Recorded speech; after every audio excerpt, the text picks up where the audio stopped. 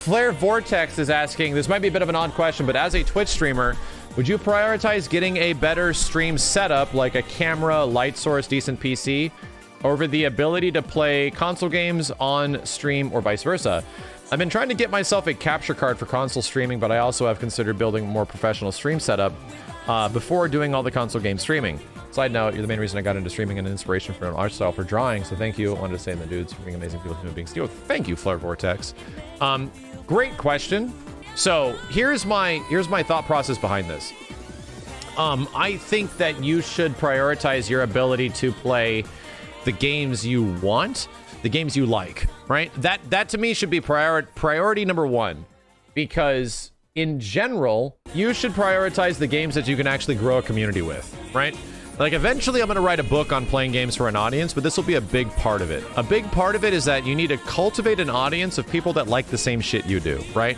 That aren't just tuning in for the exact reason of the game you're playing, right? They're not there just for the game. Make them there to share the game with you, you know? So in that situation, a lot of people ask, should I get better camera? Should I get better equipment? I would say, dude, just get your ability to stream in any way and don't invest everything into it. Do not treat it like it's a job before you have the ability to support it, you know?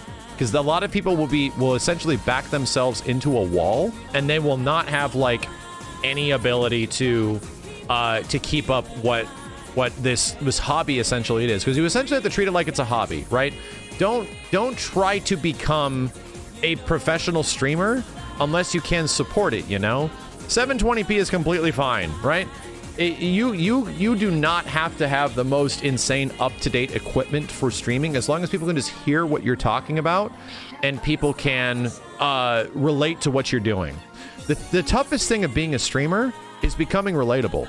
That's the biggest challenge, is actually being somebody that is able to verbally convey in what you're feeling and why shit is cool. That's one of the most important things of streaming, in my personal opinion. You have to make a connection with your audience, or find an audience to even make a connection to. And if you spent all this money on like crazy equipment and stuff like that, you've spent like $1,000 to $2,000 that you might not have, thinking that this is going to be the thing that elevates you, and it's not. It's not going to be the thing that elevates you.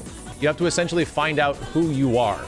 To the same degree where it's like, one of the bigger reasons I think that I streamed and was able to find an audience is that I think for many years, I really treated like every single stream like it was an event.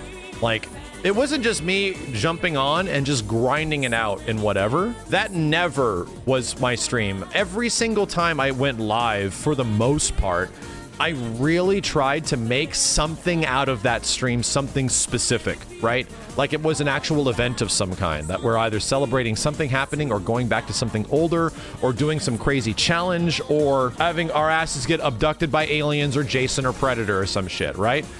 So in the same way that it helps to be a YouTuber, it consistently helps to be a streamer as well, because when you're streaming for like YouTube content, Boss Rage was literally born out of me trying to create new YouTube content, right?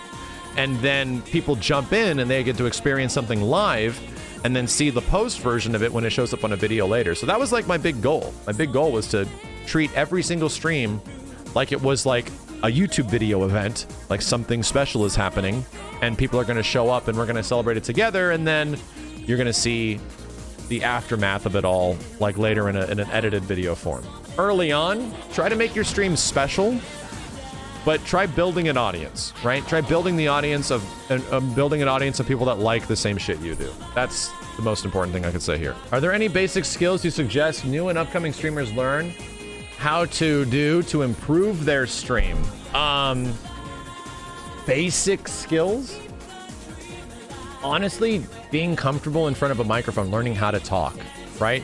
But here's the thing, you will learn the skills of streaming by just streaming, right? You will. If you are eventually getting into this, like you have to learn how to talk to yourself. You have to be a little weird in the head, because you're essentially talking to yourself. You're like entertaining yourself relatively.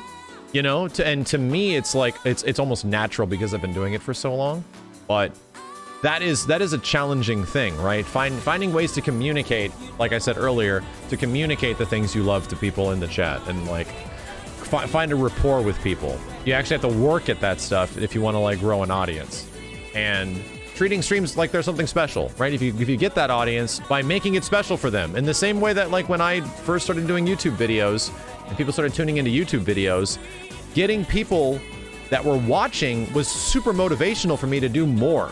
It made me want to make the next video bigger and crazier and more special, right? In some way. So that's one thing that'll definitely grow with you over time.